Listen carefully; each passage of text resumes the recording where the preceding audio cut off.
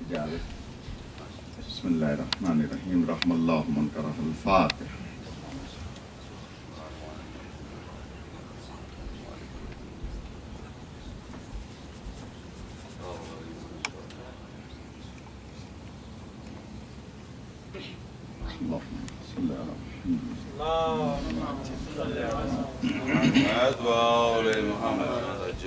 جو پڑھ سکتے ہیں ذرا زور سے پڑھ لیں.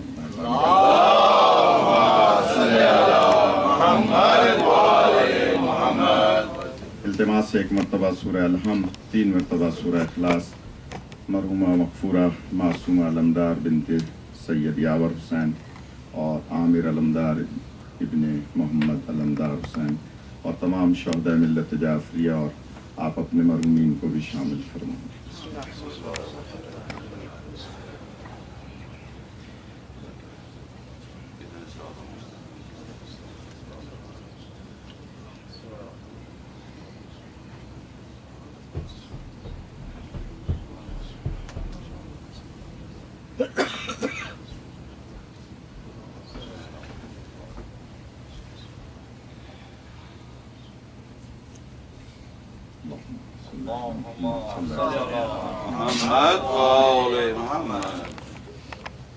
اعوذ باللہ من الشیطان اللعین الرجیم. بسم اللہ الرحمن الرحیم. الحمد للہ رب العالمین. الصلاة والسلام علی محمد وآلہ الطیبین الطاہرین المعصومین. قال فی شانہم انما یرید اللہ لیذہب عنکم الرجس اہل البیت ویطہرکم تطہیرا. اللہم صلی علی محمد وآل محمد. اما بعد فقال اللہ سبحانہ وتعالی فی کتابہ المجید وفرقانہ الحمید. بسم اللہ الرحمن الرحیم. قل لا اسألکم علیہ اجرا الا المودۃ فی القربى. درود پڑھ لیں. اللہم صلی علی محمد. انتہائی واجب الاحترام صاحبان علم و فہم، یہ سالانہ مجلس اعزاء کہ جو یہ علمدار صاحب کے بچے اپنے گھر میں منعقد کراتے ہیں. مجلس اعزاء ہر گھر میں سالانہ کم سے کم ایک خواتین کی یا مردوں کی یا بچوں ہی کی صحیح ضرور ہونی چاہیے، اس لیے کہ جس گھر میں ذکر اہل بیت ہوتا ہے اور خاص طور پہ فرش اعزاء بچتی ہے، اس گھر میں ہمارا عقیدہ ہے کہ معصومین تشریف لاتے ہیں. اچھا، میرا اپنا انداز ہے، آپ کو پتہ ہے پڑھنے کا. اگر آپ میرے سامنے ایسے ہی بیٹھے رہیں گے تو میں صرف مصائب پڑھ کے اتر جاؤں گا. اگر تھوڑا سا ہوا کریں گے تو میں آگے بڑھوں گا، کیونکہ میں رٹی ہوئی مجلس نہیں پڑھتا. آپ مجھ سے جو پڑھوائیں گے میں پڑھوں گا، اور آپ کے پڑھوانے کا انداز ہوگا سبحان اللہ ماشاء اللہ درود یا نعرہ حیدری کی صورت میں. تو اگر نہیں تو کوئی بات نہیں، بس مصائب پڑھ لیتے ہیں. میری بھی فلائٹ ویسے نزدیک ہے.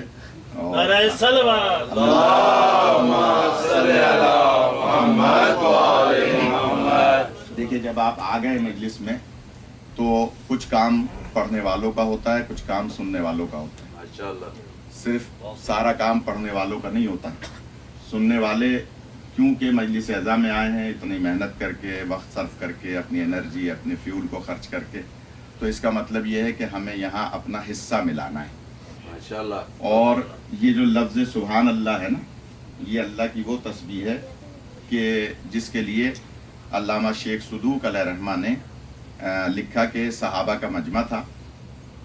سرکار فرماتے ہیں میرے پیارے صحابیوں، میں تمہیں ایک ایسی تسبیح بتاؤں کہ اگر تم وہ پڑھو تو اللہ کو سب سے زیادہ پسندیدہ ہے.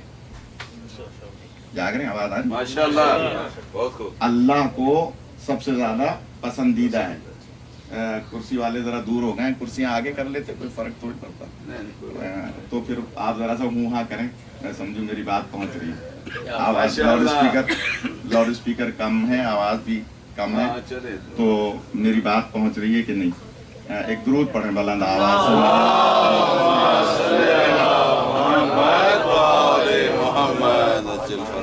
مجھے 2-4 اشرے پڑھنے پڑیں گے یہاں، تو کوئی ماحول بنے گا. फिर गुजारिश कर रहा हूँ कि सरकार फरमाते हैं कि अल्लाह को जो सबसे ज़्यादा पसंदीदा तस्बीह है वो मैं बताऊं। साहब अर्ज करते हैं बिस्मिल्लाह, सरकार बयान फरमाइए कि वो कौन सी तस्बीह है जो अल्लाह को सबसे ज़्यादा पसंद है। तो सरकार फरमाते हैं कि जब कभी तुम ज़मीन पर बैठकर एक मरतबा सुबहान अल्लाह कहते हो तो अल्लाह तुम्हारे नाम का जन्नत में एक दरख्त पैदा करता है। और हमारे आप ही नहीं कह रहे, बहुत सारे अल्लाह तुम्हारे नाम का जन्नत में, उर्दू तो सब समझ रहे, तुम्हारे नाम का जन्नत में एक दरख्त पैदा करता है कि जिसके पत्ते कयामत तक तुम्हारे लिए इस्तग़फ़ार पढ़ते रहें। और हमारे पीछे वाले अभी भी नहीं कह रहे हैं सुभान अल्लाह। आता है सुभान अल्लाह कहना? तो थोड़ा सा बोलिए, मुझे अपनी मजलिस खुद बनानी पड़ेगी। गौर कीजिएगा कि फरमाते हैं एक दफा सुभान अल्लाह कहने से दरख्त पैदा हो गया, उसके पत्ते तुम्हारे लिए कयामत तक इस्तग़फ़ार पढ़ते रहेंगे। जहां आपने कहा सुभान अल्लाह है वल्हम्दुलिल्लाह, एक तस्बीह, एक दरख्त और पैदा हो गया, उसके पत्ते भी कयामत तक आपके लिए इस्तग़फ़ार पढ़ते रहेंगे। फिर जहां आपने कहा वला इलाहा इल्लल्लाह, एक दरख्त और पैदा हुआ। और जहां आपने कहा वल्लाहु अकबर, एक दरख्त और पैदा हो गया। अंदाजा लगाइए ये तस्बीहात अरबा जो हम नमाज की तीसरी चौथी रकत में भी पढ़ते हैं, दोनों का हुक्म है कि या तो सूरह अलहम पढ़ें या तस्बीहात अरबा पढ़ें, दोनों में से कोई एक चीज़ पढ़ सकते हैं। लेकिन ये भी दरमियान में अर्ज कर दूं, इसमें बहुत गलती करते हैं लोग कि अगर तस्बीहात अरबा पढ़ रहे हैं तीसरी चौथी रकत में तो बिस्मिल्लाह नहीं पढ़ेंगे। और फरमाइएगा, बहुत अहम बात है, बिस्मिल्लाह नहीं पढ़ेंगे। और अगर सूरह अलहम पढ़ रहे हैं तो बिल अख्फा, दिल में सूरह अलहम से पहले बिस्मिल्लाह पढ़ेंगे। अगर बिस्मिल्लाह नहीं पढ़ेंगे सूरह अलहम से पहले तो नमाज बातिल है। और अगर तस्बीहात अरबा से पहले पढ़ेंगे तो नमाज बातिल। यानी पहुंच रही बात? माशाअल्लाह, सुभान अल्लाह। आप तो बोलिए माशाअल्लाह। बुजुर्ग बोलेंगे तो बच्चों को भी तशवीक होगी कि जनाब ये बताइए कि वहां बिस्मिल्लाह पढ़ने से तस्बीहात अरबा में नमाज बातिल हो रही, यहाँ न पढ़ने से बातिल हो रही है। क्या मतलब है? तो अल्लाह का कलाम और ये वो तस्बीह है कि जो अल्लाह को सबसे ज्यादा पसंद है, बिस्मिल्लाह रहमान रहीम। उस घर में अजाब नहीं आता जिसके दरवाजे पे बिस्मिल्लाह लिखी होती थी। फिरौन ने अपने दरवाजे पे लिखी हुई थी बिस्मिल्लाह। अल्लाह से हजरत मूसा बार बार कहते थे कि इसके महल पे अजाब नाजिल कर, तो अल्लाह फरमाता है जरा जाके देखो दरवाजे पे क्या लिखा हुआ है। बिस्मिल्लाह लिखी हुई थी इसलिए अजाब नहीं आता था। तो बिस्मिल्लाह उधर पढ़ने से नमाज बातिल है, उधर न पढ़ने से बातिल है। क्यों? सबब क्या है? सबब यह है कि हम इबादत करते हैं हुक्म खुदा के तहत। माशाअल्लाह, बहुत खूब। अगर पढ़ने का हुक्म है तो पढ़ेंगे, नहीं पढ़ने का हुक्म है तो नहीं पढ़ेंगे। इसका मतलब है इबादत होती ही वो है जो मर्जी है खुदा के मुताबिक। माशाअल्लाह। अब मैं जुमला कह दूं, जल्दी से अंदाजा हो जाएगा आप फजाइल सुनेंगे या नहीं सुनेंगे। और वो जुमला यह है कि जब एक तरफ बिस्मिल्लाह बिस्मिल्लाह पढ़ने से नमाज बातिल हो रही है तस्बीहात अरबा में, उधर न पढ़ने से बातिल हो रही है, तो इसका मतलब है कि जो अल्लाह की मर्जी से इबादत है वही इबादत है। तो फिर बताइए तरावी का जवाब कहां से ले आएंगे आप? देखिए तरावी को कहां से साबित करेंगे? अल्लाह की मर्जी से हो रही है तरावी? रसूल पाक ने पढ़ी तरावी? पहले हाकिम ने पढ़ी तरावी? नहीं पढ़ी। इसका मतलब यह हुआ कि जब एक तरफ बिस्मिल्लाह पढ़ने से नमाज बातिल, एक तरफ न पढ़ने से बातिल, तो मतलब है जो हुक्म खुदा से नमाज है वही असल नमाज है। माशाअल्लाह।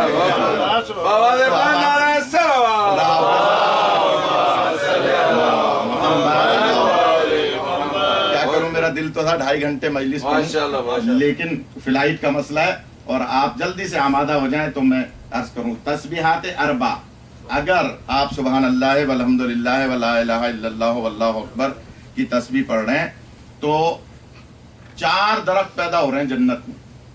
जब सरकार ने सहाबा के सामने, ये आगे आ जाइए, इधर जगह है, आप भी पीछे वाले नौजवान आगे आ जाएं तो अच्छा है। मत दें दाद, अब आपका जो मिजाज है मैं क्या कर सकता हूं।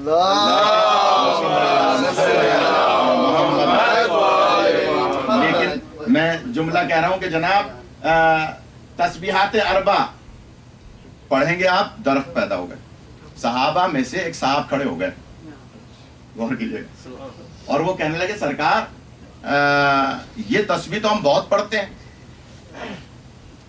نہ معلوم اللہ نے کتنے درخت ہمارے لیے پیدا کر دیے ہوں گے جس کے پتے اتنا استغفار پڑھتے ہوں گے، تو اتنے گناہ تو ہماری نسلوں میں بھی نہیں ہوں گے. شیخ صدوق کی کتاب میں پڑھ لیجئے. تو اس کو کہتے ہیں دخل در معقولات. جو قرآن اردو سمجھتے ہیں وہ تو بولیں گے. اس کو کہتے ہیں دخل در معقولات. سرکار کی رحمت کو جوش آیا ہوا تھا، پتے استغفار پڑھ رہے ہیں ذرا سی تسبیح پڑھنے سے، اور بیچ میں بول پڑے. اسی کو کہتے ہیں رسول کے مزاج شناس نہ ہونا. کہ جناب کہا کہ سرکار اتنے تو ہماری نسلوں میں گناہ نہیں ہوں گے، ہم نے تو بہت یہ تسبیح پڑھی ہے. تو سرکار فرماتے ہیں تم جیسے لوگ صبح تسبیح پڑھ کے جنت میں درخت اگاتے ہیں، پھر اپنی ہی لگائی ہوئی آگ سے انہیں جلا بھی دیتے ہیں.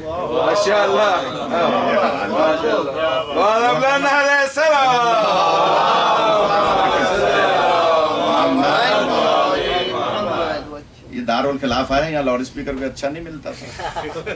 کہ جناب کہا کہ تم اپنی ہی لگائی ہوئی آگ سے انہیں جلا بھی دیتے ہو. تو ایک دوسرے صحابی نے کہا سرکار جنت میں درخت جلنے کا کیا مطلب؟ فرماتے ہیں تم صبح تسبیح پڑھتے ہو اور درخت اگاتے ہو تسبیحات اربع پڑھ کے، پھر اس کے بعد کسی اپنے مومن بھائی کی غیبت کر کے غیبت کی آگ سے اسے جلا بھی دیتے ہو. یعنی غیبت ایک ایسی بیماری ہے کہ جس کا پتہ نہیں چلتا، آپ کے اعمال حبط ہو جاتے ہیں. تو یہ تسبیح سبحان اللہ والحمدللہ ولا الہ الا اللہ واللہ اکبر کی بہت ایسی تسبیح ہے جو سب سے زیادہ اللہ کو پسند ہے. تو اب اگر میری بات کچھ آگے پہنچے تو تھوڑا سا سبحان اللہ کہہ دیجیے گا. اب ہمیں کہیں ایسا نہ ہو برادران اہل سنت کی طرح کہنا پڑے کہ کہیے سبحان اللہ. ایک میرا درود پڑھنے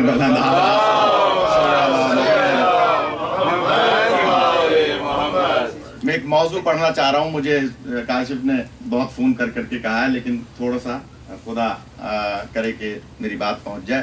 قرآن مجید فرقان حمید کی یہ آیت آپ اکثر مجالس میں بھی سنتے ہیں، قرآن میں پڑھتے ہیں اور پڑھنی بھی چاہیے، جس میں رب الارباب ارشاد فرما رہا ہے کہہ دو میرے حبیب قول لا اسألکم علیہ اجرن.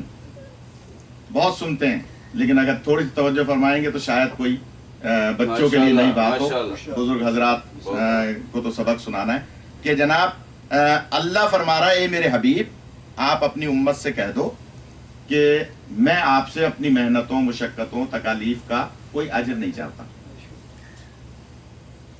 سوال یہ پیدا ہوتا ہے، ابھی مساگا میں ایک مجلس گھر میں ایسے ہی پڑھ رہا تھا تو ایک بچے نے سوال کیا کہ جناب سابقہ انبیاء نے، پہلے والے انبیاء نے اپنی محنتوں مشقتوں کا اجر اللہ پہ چھوڑا تھا، کوئی اجر نہیں مانگا تھا، کوئی اجرت نہیں مانگی تھی. میں کاشف میاں سے کہتا کہ جناب مجلس پڑھنے تو آؤں گا لیکن 3000 کا لفافہ پہلے بھیج دو. تو جو اگر انہیں پڑھانی ہوتی تو بھیج دیتے. لیکن میں اس مجلس کے اجر و ثواب کا استحقاق قیامت میں نہیں رکھتا تھا. ماشاءاللہ بھائی اگر میں طے کر کے مجلس پڑھ لیتا، پہلے سے اجرت لے کے پڑھ لیتا، تو اجرت تو لے لی نا میں نے، تو پھر میں اللہ کی بارگاہ میں ثواب کا استحقاق نہیں رکھتا نا. یہ حالی ماشاءاللہ میں یہ دہراتا رہوں گا، آپ مت جاگی. اگر میں پیسے لے لیتا پہلے، آپ تو بولیے، تو قیامت میں استحقاق رکھتا تھا؟ نہیں رکھتا تھا نا. تو نبی امت سے مانگ رہے ہیں، سابقہ انبیاء اللہ پہ چھوڑ رہے ہیں.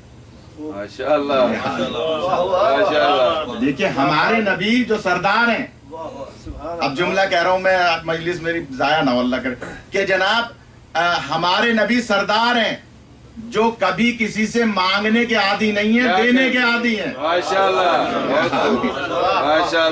یہ مانگنے کے عادی نہیں ہے، دینے کے عادی ہیں. یہ کبھی کسی سے سوال نہیں کرتے. کسی آنے والے دروازے پر سوال کرنے والے کو خالی نہیں لوٹاتے. یعنی یہ کبھی کسی سے سوال نہیں کرتے ہیں, یہ ہمیشہ لوگوں کے سوالات کے جوابات دیتے ہیں. یہ کبھی کسی سوال کے جواب میں لا نہیں کہتے. اب جملہ کہہ دوں, چاہے کوئی اپنی بیٹیاں ہی رشتے میں کیوں نہ پیش کر دے. پیچھے والے جاگ جائیں تھوڑا, کہ نبی پاک کبھی کسی کے سوال کے جواب میں لا نہیں فرماتے. مثال یاد آ رہی ہے, اب مجھے خود ہی جگانا پڑے گا. وہ یہ کہ مولا علی کی جنگوں میں 7 جنگیں ایسی ہیں جن میں کافر نے, مشرک نے, لڑنے والے نے, مولا سے مد مقابل نے اپنی تلوار ٹوٹ جانے پر مولا سے تلوار مانگی ہے.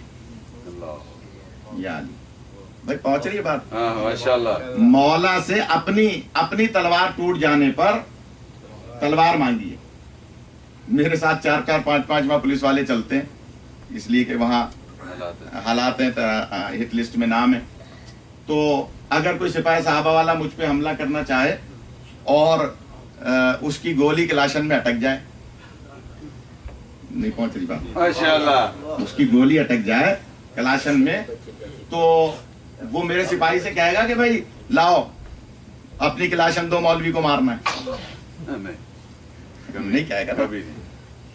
مولا کے مد مقابل ہے, کافر ہے, مشرک ہے. 7 جنگیں ایسی ہیں جن میں وہ آ کر کہہ رہا ہے کہ یا علی میری تلوار ٹوٹ گئی, مجھے تلوار دے دیجئے. میری تلوار ٹوٹ گئی, 2-4 جو بھی فضائل سننے کے عادی ہیں وہ بولے. مولا سے کہہ رہا ہے کہ میری تلوار ٹوٹ گئی, مجھے تلوار دے دیجئے. بتائیے کیا سوچ کے تلوار مانگ رہا ہے؟ کیا بات ہے, تو کافر, مشرک, مد مقابل لڑنے والا, انکار نہیں کریں گے. مولا سے کیا سوچ کے تلوار مانگ رہا ہے؟ جملہ کہہ رہا ہوں, یہ ہے کافر لیکن بنی ہاشم کی سخاوت سے واقف ہے.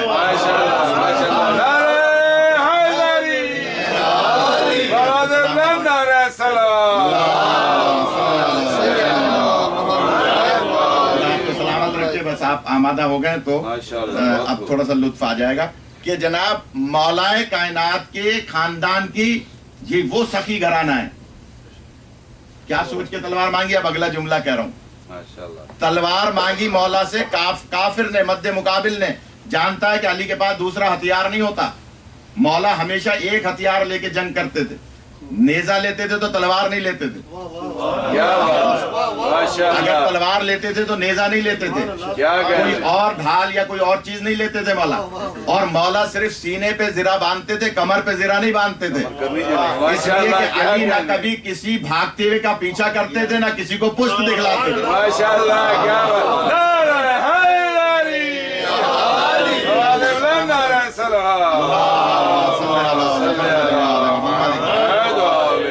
آگے آ جائیے حضور, ادھر جگہ ہے, ادھر آ جائیے. مولا علی نہ کسی بھاگتے ہوئے کا پیچھا کرتے تھے, نہ کسی کو پشت دکھلاتے تھے.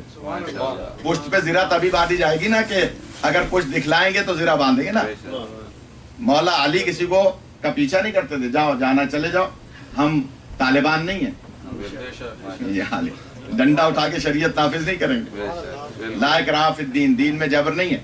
تو مولا کائنات کیا سوچ کے تلوار مانگی تھی کہ یہ گھرانہ ایسا سخی گھرانہ ہے جو, جملہ کہہ رہا ہوں اگر پیچھے والے آمادہ ہو جائیں, یہ ایسا سخی گھرانہ ہے جو مانگنے پر کوئی بھی چیز مانگ لی جائے. یہ وہ گھرانہ ہے کہ اگر تلوار مانگ رہے ہیں تو مارنے میں دیر کر سکتے ہیں, دینے میں دیر نہیں کریں گے. ماشاءاللہ, کیا کہہ رہے ہیں.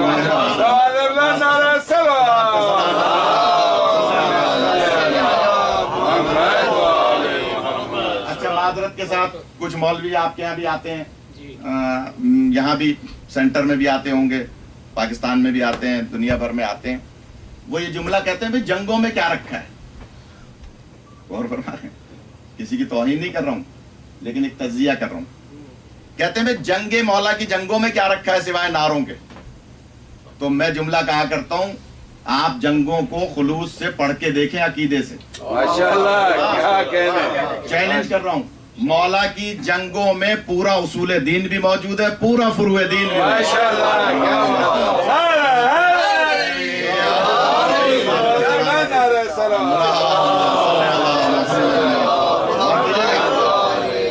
पूरा उसूल दीन साबित कर सकता हूँ। क्या कह रहे हैं? माहौल बना ले, कभी पढ़ने का मौका मिला कोई अशरा, बहुत इन्होंने बहुत हुक्म दिया कि चेलुम का अशरा पढ़ ले, लेकिन पहले से वादा था। तो अर्ज करूंगा पूरा उसूल दीन मौला की जंगों में, पूरा फुरूए दीन मौला की जंगों में। क्या नहीं सुना कभी कि घमसान की जंग में मौला फरमाते हैं कंबर जल्दी से मुसल्ला बिछाओ। तो कंबर ने कहा मौला घमसान की जंग है, तलवारें तलवारों से लड़ रही हैं। फरमाते हैं मुसल्ला बिछाओ, नमाज का टाइम है, ये जंग हम करी नमाज के लिए रहे।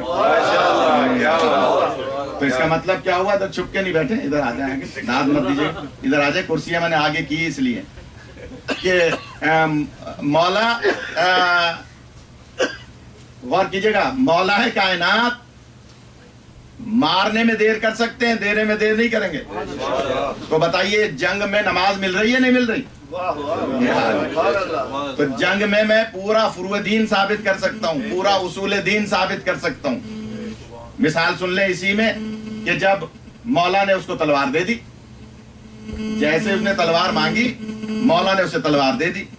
जैसे ही तलवार दी तो उसने जुमला कहा, मैं देख रहा हूँ बहुत से लोग सो रहे हैं, उसने जुमला कहा, कैसे सोने मजलिस में आए हैं, सिर्फ हलीम खाने थोड़ी आए माशाअल्लाह। कि जनाब मौला ने जैसे ही तलवार दी तो उसने एक जुमला कहा कि या अली, आपने तलवार देते वक्त ये नहीं सोचा कि अब आपकी तलवार से मेरे हाथों से आपको बचाएगा कौन? माशाअल्लाह, क्या कहने, मौला आपके तलवार से मेरे हाथों से आपको बचाएगा कौन? मौला फरमाते हैं क्या कह रहे हो? कहा मौला ये बताइए, अली ये बताइए। मौला तो नहीं मानता था, हमारी जबान पे इसलिए कह रहे हैं, काफिर मुशरिक है। वो कहता है कि या अली, आपने तलवार देते वक्त ये नहीं सोचा कि अब आपकी तलवार से मेरे हाथों से आपको बचाएगा कौन? तो अब मौला कायनात का जवाब सुनिए और उन मौलवियों से एतराज कीजिए, सवाल कीजिए कि साहब क्या कह रहे हैं आप? जुमला कह रहा हूं। मौला फरमाते हैं क्या कह रहे हो? तुम्हारे हाथों से मेरी तलवार से अब बचाएगा कौन? तो सुनो, जो अब तक मेरी तलवार से मेरे हाथों से तुम्हें बचाए हुए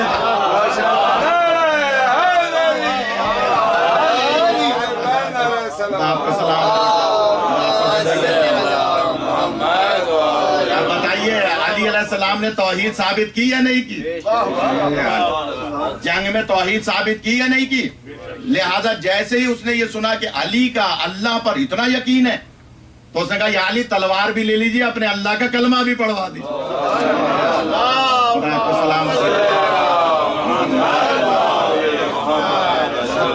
सिलाई थोड़ी सी लेट कर लेते, अगर सुबह की भी सवेरी की कर ली और शाम की भी जल्दी की कर ली तो खैर अब मुझे थोड़ा लुत्फ आने लगा है, तो टाइम का टेंशन हो रही कि जनाब मौलाए कायनात सवाल के जवाब में ला नहीं फरमाते।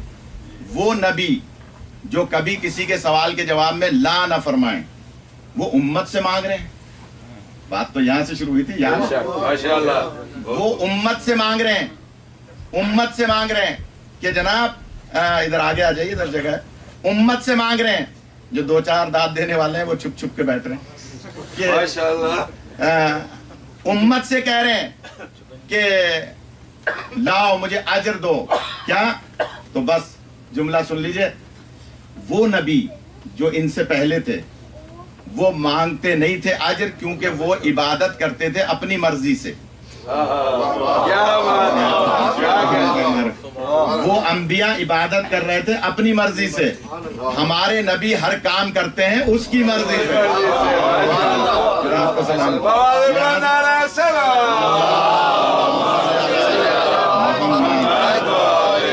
तो ये जो अजर मांगा है हमारे नबी ने अपनी मर्जी से नहीं मांगा, नबी को मांगने की आदत ही नहीं है,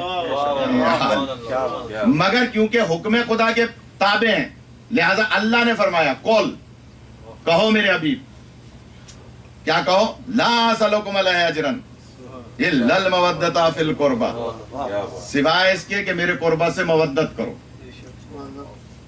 पहला अशरा हमने एडमिंटन में पढ़ा था, तो वहां एक बच्चे ने सवाल किया, किसी घर की मजलिस में ही ये मौजू था, तो सवाल किया कि जनाब अल्लाह को क्या मसला था, अगर अल्लाह ये फरमा देता कि अली व बतूल हसनैन अलैहिस्सलाम और उनके नाना से मोहब्बत करो तो अजर रिसालत अदा हो। क्या बात, नहीं पहुंची। माशाअल्लाह, सिर्फ नाम ले। अल्लाह अगर नाम नाजिल कर देता तो अल्लाह के लिए क्या मसला था, अगर नाम नाजिल कर देता तो अल्लाह के लिए क्या मसला था। अल्लाह कादिर मुतलक है, बस यही टाइट कर दो। अल्लाह अगर नाम ले देता पंजे तन के कि इनसे मोहब्बत करो तो अजर रिसालत होगा अदा, तो अल्लाह के लिए क्या मसला था। दोहराता रहूंगा मैं, आप मत बोलिए। अल्लाह अगर नाम नाजिल कर देता तो क्या मसला था, कादिर मुतलक है, वो नाम नाजिल कर सकता था। उसने साबिका अंबिया के भी, कुछ बीबियों के भी नाम नाजिल किए या नहीं किए। पंजेतन के नाम नाजिल कर देता, क्या मसला था। तो मैंने उस बच्चे से कहा कि हमारे उलमा ने इसके 17 जवाबात दिए, मुतकद्दिमीन उलमा ने 17 जवाबात दिए, लेकिन मैं एक दो अर्ज कर दूंगा अगर आप जाग गए तो। सबसे पहला जवाब यह है कि अल्लाह कादिर मुतलक है, वो नाम नाजिल करता तो कर सकता था, कोई नहीं रोक सकता उसको, लेकिन वो जानता है कि नाम वाले बहुत से पैदा हो जाएंगे, सिफात वाले पैदा नहीं।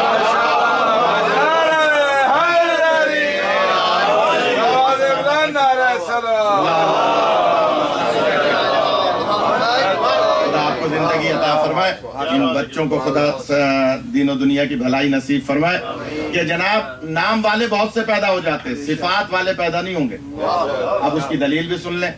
गदीर के मैदान में, गदीर में 7 अफराद ऐसे थे जिनका नाम अली था।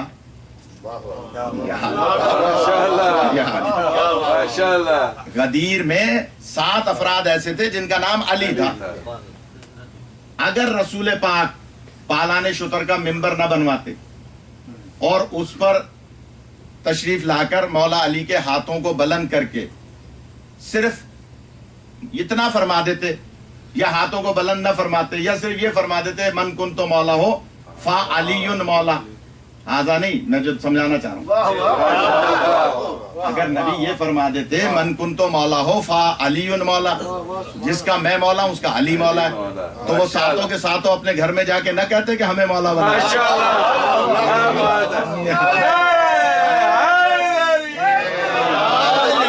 सलामत रखे, कहते या नहीं कहते। लिहाजा सरकार ने हाथों पे भी बुलंद किया। अगर जाया ना हो तो एक बहुत लतीफ बात कहने जा रहा हूं, वो ये कि पालाने शुतर तो सारे 1,24,000 कुछ कम सहाबा के पालान से मिंबर बनाया था। भाई ये मिंबर बना रहे थे या कोई 10 मंजिला इमारत बना रहे थे। 1 लाख कुछ कम 24,000 पालान कितने होंगे। भाई पालान कितने का बनेगा, बहुत तो 7-8 पालानों का मिंबर बन जाएगा। पालान किसे कहते हैं, बच्चों को समझाइएगा बाद में जिनको उर्दू समझ में नहीं आ रही, जब गाड़ी में जाते हुए घर इनको समझाइएगा पालान किसे कहते हैं। या आसान अल्फाज में समझा दूं, ड्राइविंग सीट, कैमल ड्राइविंग, माशाअल्लाह ड्राइविंग सीट। मिसाल के तौर पे अगर ये जमील साहब मेरी तकरीर न सुनना चाह रहे हो, हाजिरी भी लगानी थी माशाअल्लाह, और मैं सुनाना चाह रहा हूँ, तो मैं कहूंगा काशिफ मियां या छोटे वाले से कि जब ये घर में आ जाए तो गाड़ी सेट करने के बहाने इनकी चाबी ले लेना और ड्राइविंग सीट निकाल के छुपा देना।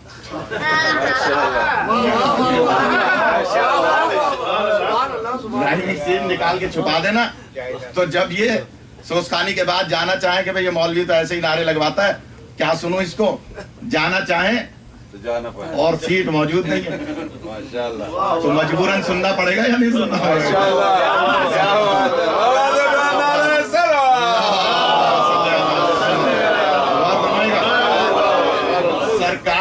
सरकार ने ये दलील उसी के लिए दी जाती है जिससे ज्यादा मोहब्बत होती है, लेकिन ये इजहार नहीं फरमा रहे हैं उसका दाद देके कि जनाब सरकार ने सबके पालान मंगा लिए, क्योंकि अगर कोई नाम अली सुन के घर दौड़ना भी चाहे تو سواری دیکھ کے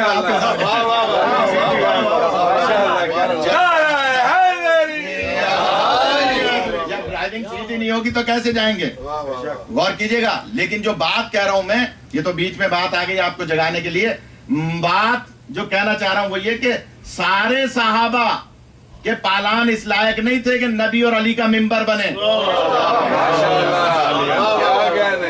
دیکھیے پالان پہ جب بندہ بیٹھتا ہے تو پالان نجس ہو جاتا ہے پسینے کی وجہ سے یا مختلف حوادث کی وجہ سے.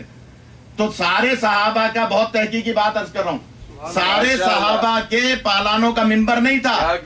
صرف ان صحابہ کے پالانوں کا ممبر تھا جو بعد میں جنازہ رسول یا جنازہ سیدہ میں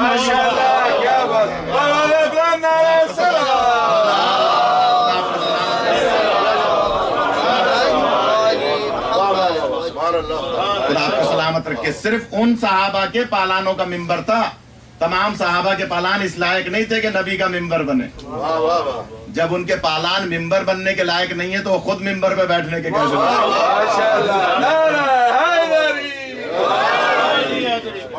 سلامت رکھے. تو جناب پہلی وجہ تو یہ ہے کہ اگر نام نازل کر دیتا اللہ تو نام والے بہت سے پیدا ہو جائیں گے، صفات والے پیدا نہیں ہوں گے. اس لیے وہاں بھی کیا کہا؟ من کنتو مولا ہو فہذا. ہاذا بالکل نزدیک بیٹھے ہوئے کھڑے ہوئے کو کہا جاتا ہے. لہذا وہ ساتوں کے ساتوں جا کے نہ کہیں گھر میں کہ مجھے مولا بنایا. اللہ نام نازل کر سکتا تھا لیکن نام والے بہت سے پیدا ہو جائیں گے، صفات والے پیدا نہیں ہوں گے. ایک دلیل ایک اور دے دوں اجازت دیں. دو افراد کر رہے ہیں. قرآن مجید کی جو ظاہری تدوین ہے یہ تیسرے دور خلافت میں ہوئی ہے. قرآن مجید کو مولا علی تدوین کر کے لائے تھے پہلے حاکم کے پاس اور کہا تھا کہ اس کو نافذ کر دو. انہوں نے واپس کر دیا تھا کہ ہم نے کمیٹی بنائی ہوئی ہے، وہ قرآن مجید کو ترتیب دے رہا ہے. حالانکہ قرآن مجید مولا علی سرکار کے حکم پر سرکار کے دور میں ہی تدوین کر چکے تھے. یہ بہت تحقیقی بات ہے، کبھی عرض کروں گا ٹائم ہوگا تو لیکن یہ جو ظاہری قرآن مجید ہے ہمارے پاس، ہمارا آپ کا سنی شیعہ سب کا قرآن مجید ہے. سوال کر لوں، اس قرآن مجید کو پارا پارا کس نے کیا؟ یعنی صرف وہ کہنے سے بات نہیں چلی. سوال یہ ہے کہ قرآن مجید کو پارا پارا کس نے کیا؟ بھائی یہ جو 30 پاروں میں ہے یہ کس نے کیا ہے؟ بتائیے، سب پڑھے لکھے. یہ جو 30 پاروں میں قرآن مجید ہے یہ کس نے کیا؟ 30 پاروں میں اللہ نے کیا. اللہ نے تو آیات نازل کی، سورے نازل کیے، 114 سورے نازل کیے، 6666 آیات نازل کی. تو اللہ نے قرآن مجید کو پاروں میں تو نازل نہیں کیا نا. یہ حالی بھائی اللہ نے قرآن مجید کو پاروں کی صورت میں نازل نہیں کیا. تو جب یہ 30 پاروں والی جو صورت ہے اس وقت جو پاروں میں تقسیم ہوا ہے یہ اللہ کا کیا ہوا نہیں ہے. تو جب اللہ کا کیا ہوا ہی نہیں ہے تو 30 اور 40 کی بحث کیسی ہے؟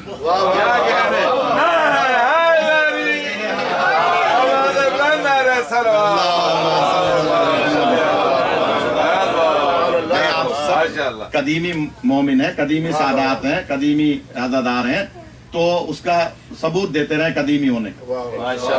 کہ جناب جب مولا رسول پاک نے قرآن مجید مولا کو حکم دیا اور مولا لائے تھے نہیں نافذ کیا، تیسرے دور خلافت میں قرآن مجید کو 30 پاروں میں تقسیم کیا. اللہ نے نہیں کیا. اگر وہ تیسرے دور والے اس کو 20 پاروں میں کرتے تو ہم اور آپ 20 میں مان لیتے. کیا کہنے؟ اگر 6666 آیات 114 سوروں کو 10 پاروں میں کرتے تو ہم 10 میں مان لیتے. 50 میں کرتے ہم 50 میں مان لیتے. 30 میں کیا ہم نے 30 میں مان لیا. لیکن 30 میں کرنے کی وجہ کیا ہے؟ یہ ہے نظریہ ضرورت کے تحت کیا گیا. نظریہ ضرورت کے تحت کیا گیا. کیسے؟ ان سے پہلے والے حاکم نے تراوی کو رائج کر دیا تھا. یا حالی پہلے والے حاکم نے، آئندہ میں معافی مانگوں گا بھائی، پہلے والے حاکم نے، ان سے پہلے والے حاکم نے، کوئی ناراض ہونے والا ہو تو ہاتھ اٹھا دے، میں اس کو ابھی اور دلیل دے دوں گا. फ्लाइट छोड़ सकता हूं लेकिन मैं मजलिस नहीं छोड़ूंगा।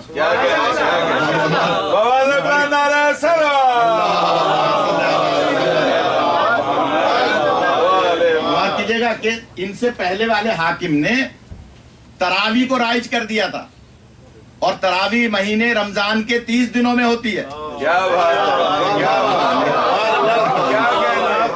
ये तीसरे हाकिम ने कुरान मजीद को 30 पारों में तकसीम इसलिए किया कि पहले वाले की बात को सच्चा करना था, और तरावी को 30 पारों में एक एक पारा रोज पढ़ लेंगे। अब जुमला कह दूं, जो काम भी खुदा की मर्जी के खिलाफ होता है उसमें कमी रह जाती है। आपने 30 पारों में तकसीम किया इसलिए कि महीने 30 दिन का रमजान होता है, लेकिन आज मुसलमान 5 रोजा तरावी भी कर रहे हैं, 10 रोजा तरावी भी कर रहे हैं।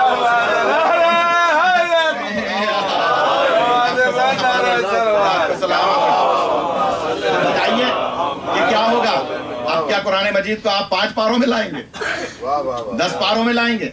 नहीं, कुरान मजीद अल्लाह ने नाजिल किया आयात और सूरों की सूरत में, लेकिन ये तीसरे दौरे खिलाफत में अपनी मर्जी से 30 पारों में तकसीम कर दिया। ठीक है, कुरान मजीद है, अल्लाह का कलाम है, शिया सुन्नी सबका इस पे एतकाद है, कोई अगर न माने तो वो शिया हो ही नहीं सकता। लिहाजा हमें यकीन है यही कुरान है, इसी को हम पढ़ते हैं, इसी पे अमल करते हैं, इसी का हुक्म है, लेकिन तकसीम 30 पारों में अल्लाह का किया हुआ नहीं है। तो इसका मतलब है वो अपनी मर्जी से कर सकते थे जो चाहते। इतनी सारी जो मैंने बहस की है सिर्फ इस जुमले के लिए, इसका मतलब है अपनी मर्जी से वो कर सकते थे जो चाहते। ऐसा है ही नहीं। इधर आ जाए गजनफर भाई, बहुत देर से निगाहें तलाश कर इधर।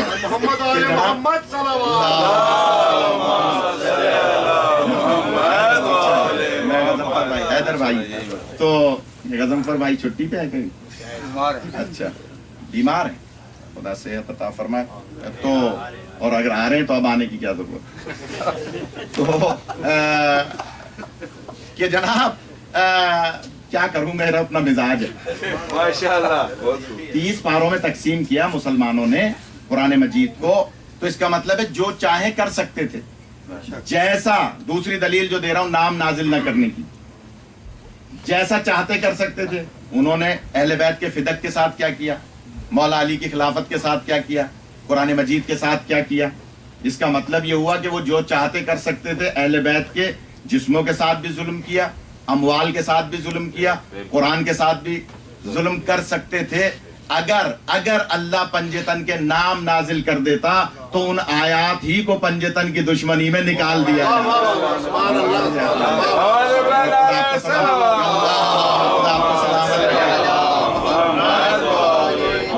दूसरी दलील मैंने इसलिए दी कि आयात को निकाल दिया जाता।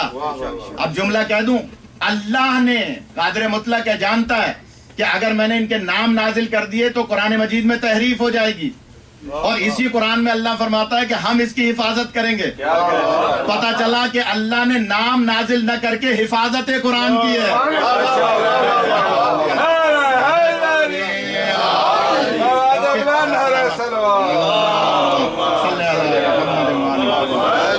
नाम नाजिल न करके हिफाजत कुरान की है। मैं आगे नहीं बताया, थोड़ा सा नारा वारा लगाओ, इसलिए कि कुरान मजीद में अल्लाह ने नाम नाजिल नहीं किए, इसलिए नाजिल नहीं किए कि अगर नाम नाजिल कर देता तो आयात को निकाल दिया जाता।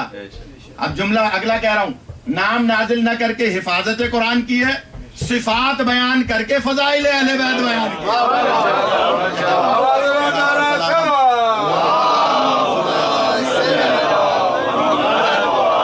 मैं थोड़ी सी और नूरानी करना चाह रहा हूँ मजलिस को, खुदा आपको सलामत रखे। मजलिस सब नूरानी होती है, लेकिन पता चलना चाहिए अल्लाह ने नाम नाजिल नहीं किए। क्यों? आयात निकाल देते, हिफाजत कुरान मजीद की है।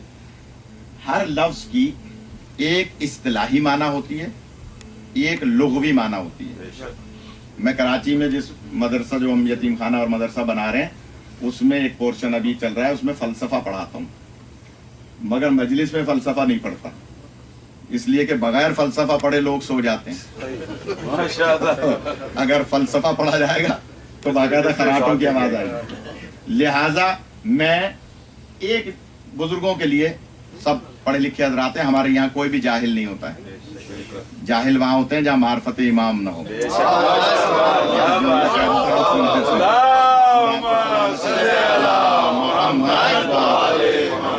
पीछे आवाज आ रही है, पीछे आ रही है आवाज? अच्छा, सबूत देते रहे क्योंकि मुझे नहीं आ रही खुद आवाज। ये जनाब अल्लाह नाम नाजिल कर सकता था, उसे कोई नहीं रोक सकता, लेकिन एक हर लफ्ज की एक इस्तिलाही माना होती है, एक लुग़वी माना होती है। मिसाल के तौर पर लफ्ज शिया, लफ्ज शिया की लुग़वी माना है पैरोकार। क्या है? लुग़वी माना है पैरोकार, यानी लुगत की माना है पैरोकार। इसीलिए लफ्ज शिया कुरान मजीद में अल्लाह ने 9 मुकामात पे नाजिल फरमाया। गौर कीजिएगा। और माना है किसी न किसी का पैरोकार, यानी जब पैरोकार होगा तो इसका मतलब है उसका कोई लीडर होगा, जिसका पैरोकार होगा, तो इसका मतलब है कि किसी न किसी का पैरोकार। यह है इसकी लुग़वी माना। तो हमेशा लफ्ज शिया किसी न किसी के साथ इस्तेमाल होता था। उस्मान का शिया, मौला अली का शिया, माविया का शिया, यजीद का शिया, मौला हुसैन का शिया। ये लफ्ज शिया बुजुर्गों से दुआ लेने के लिए दाद के तो याद नहीं है, एक जुमला कह रहा हूँ, और वो ये कि लफ्ज शिया किसी न किसी के साथ लगता था, लाहिका लगता था, बगैर किसी के इस्तेमाल साथ के नहीं होता था। और 110 हिजरी तक लफ्ज शिया किसी न किसी के साथ इस्तेमाल होता था, 110 हिजरी तक। ये तहकीक की बात है। और करबला कब हुई है? 61 हिजरी में। इसका मतलब क्या हुआ? जब करबला हुई थी उस वक्त शिया किसी न किसी के साथ इस्तेमाल होता था। आप हम पे इल्जाम लगाते हैं कि शियों ने बुलाया था, शियों ने मारा था। हम कह रहे हैं बुलाया तो शियों नहीं था, बताओ किसके शियों ने बुलाया?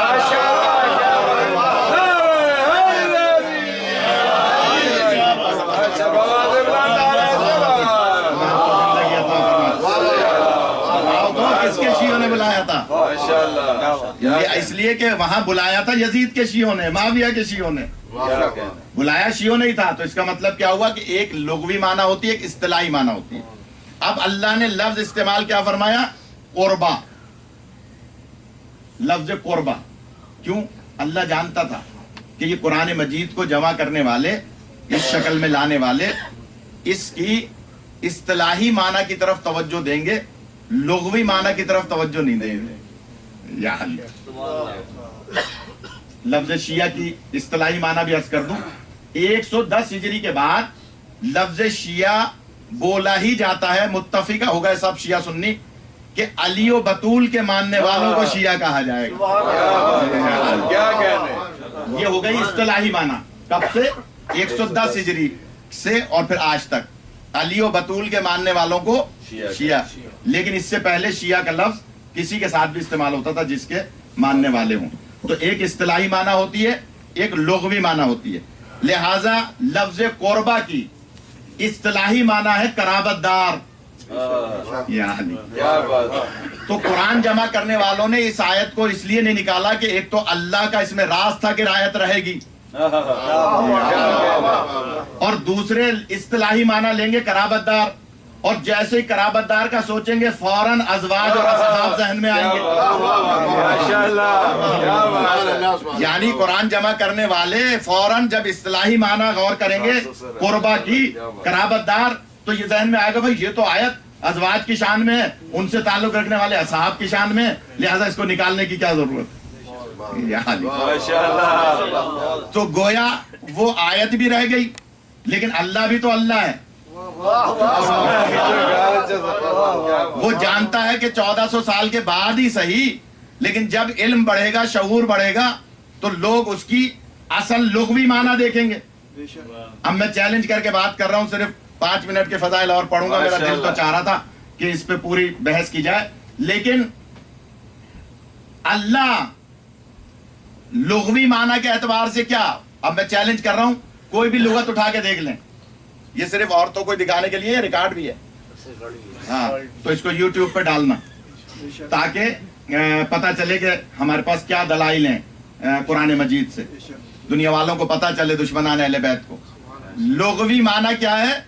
लुगत कोई भी उठा के देख ले। मैरीलैंड में मैं एक लाइब्रेरी में गया तो वहां जाकर मैंने देखी एक लुगत, तो ईसाई की लिखी हुई लुगत थी, और इत्तेफाक से मैं इसी आयत पे कुछ तहकीक कर रहा था, अशरे तैयार कर रहा था, तो उसमें मैंने जब लुगत देखी तो लिखा था कुर्बा की माना, ईसाई मौरिख लिखता है कुर्बा की माना है अफलो तफजील में, सुपरलेटिव डिग्री में, ये लफ्ज इस्तेमाल ही वाहिद मुअन्नस के लिए होता है। माशाअल्लाह,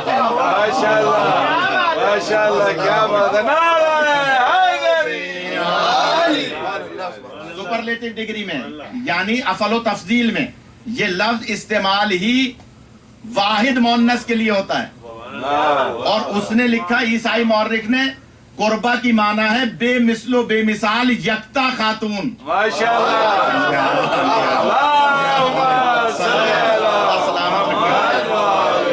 बेमिसलो बेमिसाल यकता खातून, बेमिसलो बेमिसाल, ये है अफलो तफजील में। अब इसकी पूरी गर्दान में, जो अरबी में हमारे मदरसों में पढ़ाई जाती है, हम पढ़ाते भी हैं, वो पूरी गर्दान करता अगर टाइम होता, लेकिन सिर्फ एक जुमला सुन ले उस गर्दान का, और वो ये कि अरबी में कुर्बा कहते हैं बेमिसलो बेमिसाल यकता खातून को, जो इस्तेमाल होता है फजीलत के एतबार से, अच्छाई में, बड़ाई में, सबसे ज्यादा सबसे फजीलत वाली खातून, बेमिसलो बेमिसाल बीवी, उसे कहते हैं कुर्बा। और इसके मद्दे मुकाबिल जो लफ्ज आता है उसे कहते हैं दुनिया।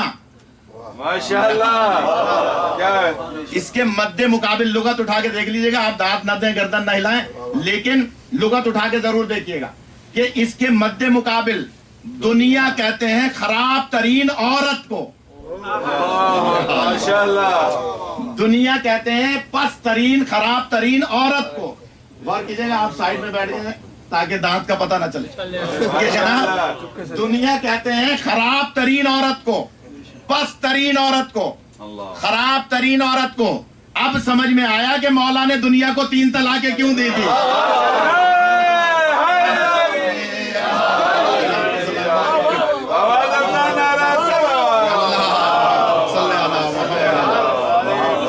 पता चला कि मौला ने दुनिया को क्या पहाड़ों को तलाक दी थी, ये जो बर्फ पड़ रही है इसको तलाक दी थी, दरख्तों को तलाक दी थी? नहीं, तलाक तो दी ही दुनिया को जाती है, और दुनिया का मतलब ही औरत है, खराब तरीन। खराब तरीन, अब जुमला कह दूं कोई नाराज ना हो तो, खराब तरीन औरत को दुनिया कहा जाता है। खराब तरीन औरत को, एक दुरूद पढ़ ले मोहम्मद,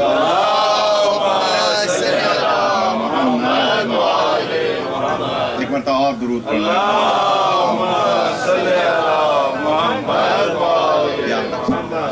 इजाजत बारदिगर बाबा से बुलंद नारे सलावत।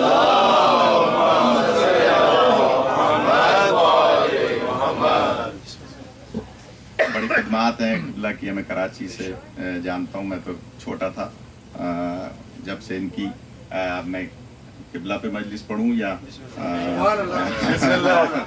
मोहम्मद वाले मोहम्मद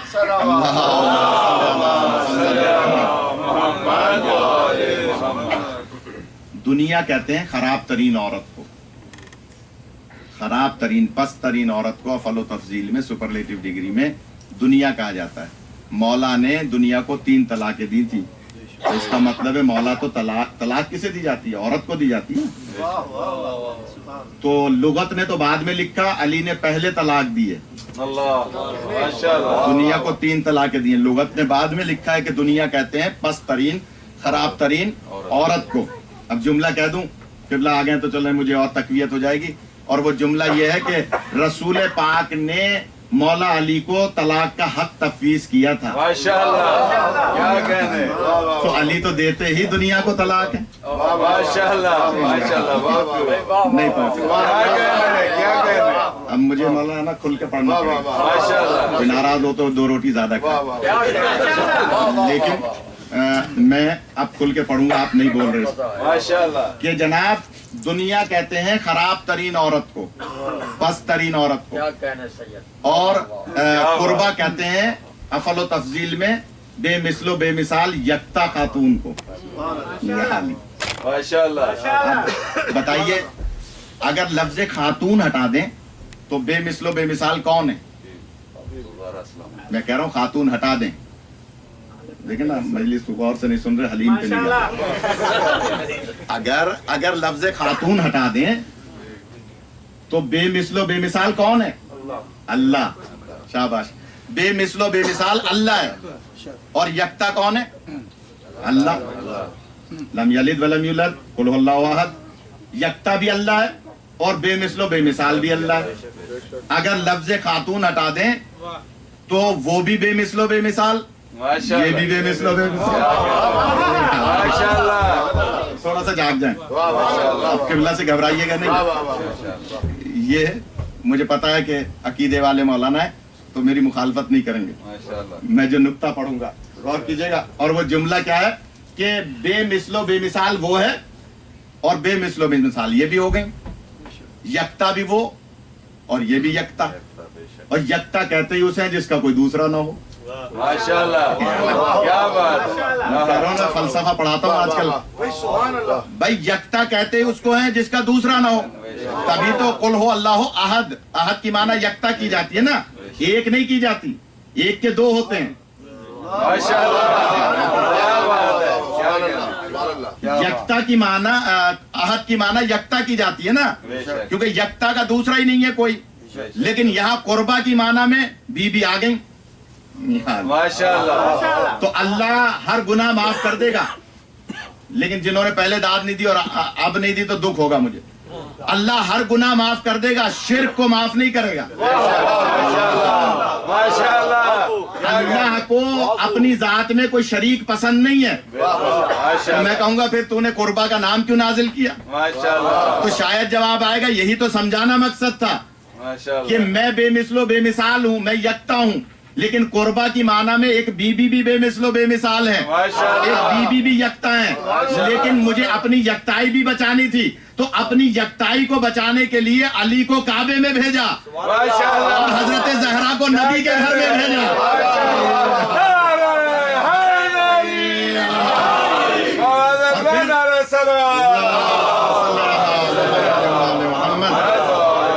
بیچ والے حضرات جاگ جائیں. اور اس کے بعد نبی سے کہلوا دیا کہ اگر علی نہ ہوتے تو میری بیٹی کا کوئی کفو نہ تھا, میری بیٹی کا کوئی ہمسر نہ تھا. اس کا مطلب ہے علی اسے کہتے ہیں جو زہرا سے شادی کر کے اللہ کی یکتائی کو بچایا گیا.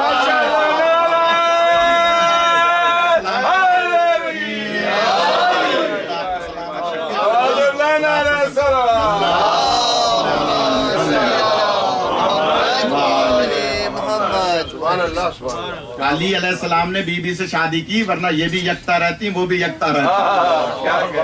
جب یہ دو ہو گئے تو اس کی یکتائی بچ گئی, ورنہ بی بی کا کوئی ہمسر نہ تھا, کوئی کفو نہ تھا. اس کا مطلب کیا ہوا کہ علی علیہ السلام شادی کر کے اس کی یکتائی کو بچاتے ہیں. غور خیر فرمائیے گا. اگر پہنچ گئے تو ایک نقطہ اور عرض کر دوں.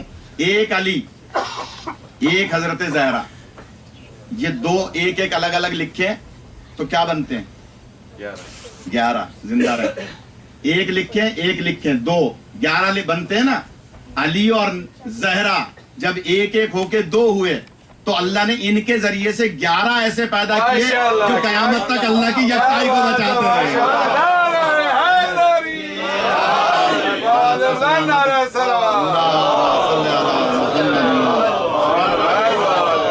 سلامت رکھے.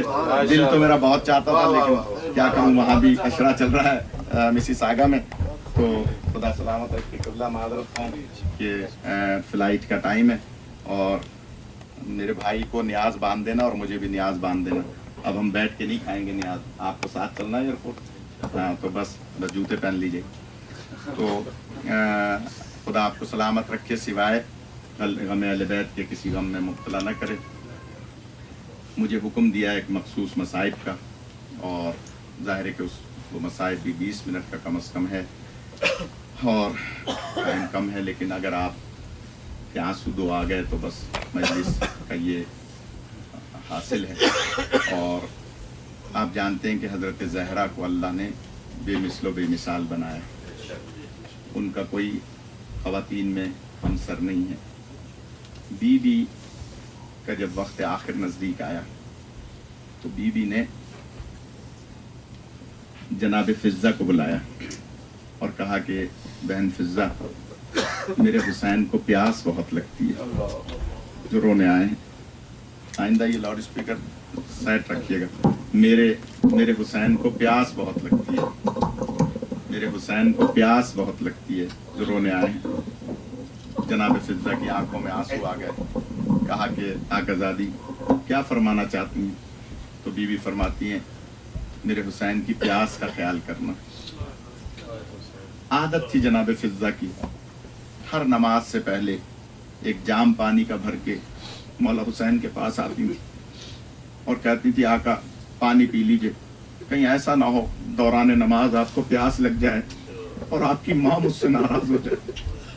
عزیزارو، ہر نماز سے پہلے پانی کا جام پلایا کرتی تھی، پانی پلایا کرتی تھی۔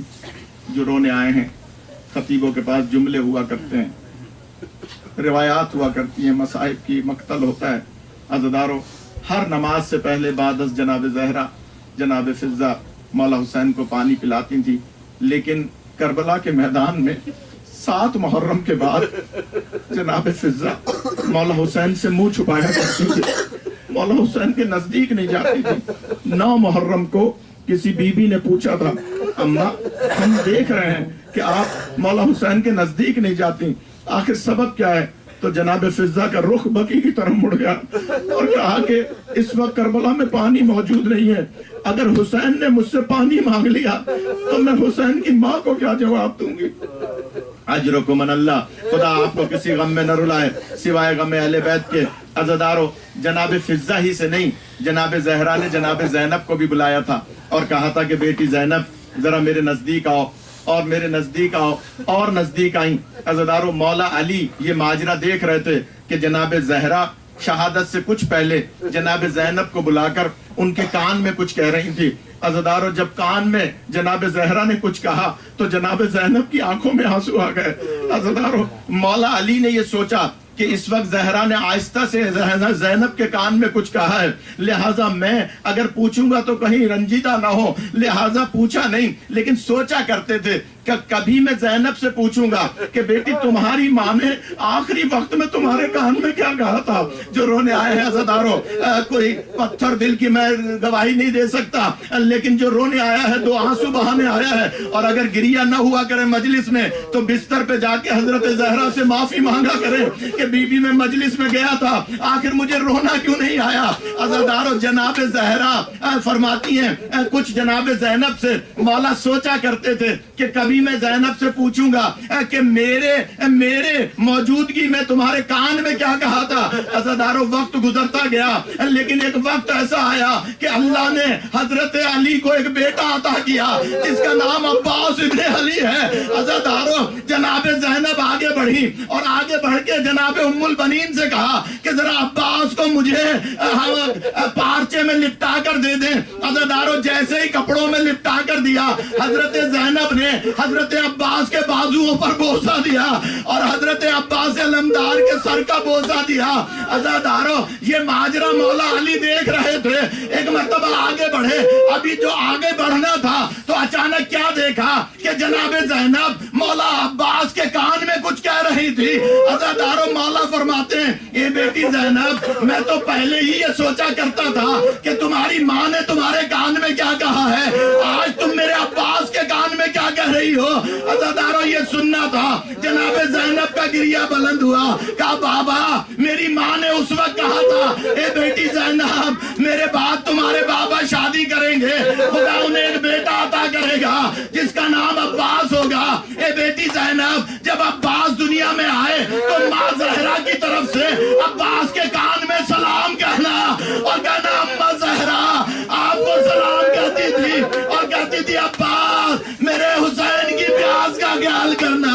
عزیزارو، یہی سبب ہے کہ جب عاشور کے دن خالی علم واپس آیا تو جناب زینب نے بیویوں کو جمع کیا اور کہا اے بیویو، اب میرے پردے کا ضامن رہ گیا۔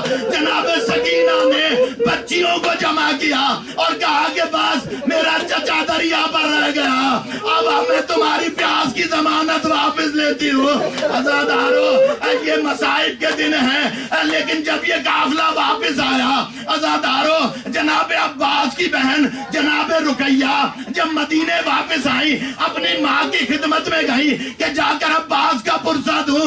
حضرت ام البنین عصا کا سہارا لے کر کھڑی ہوئی اور کہا اے خبردار رقیہ، مجھے عباس کا پرسہ نہ دینا، اگر پرسہ دینا ہو زہرا کے لالوں کا پرسہ دینا، علی اکبر و قاسم کا پرسہ دینا۔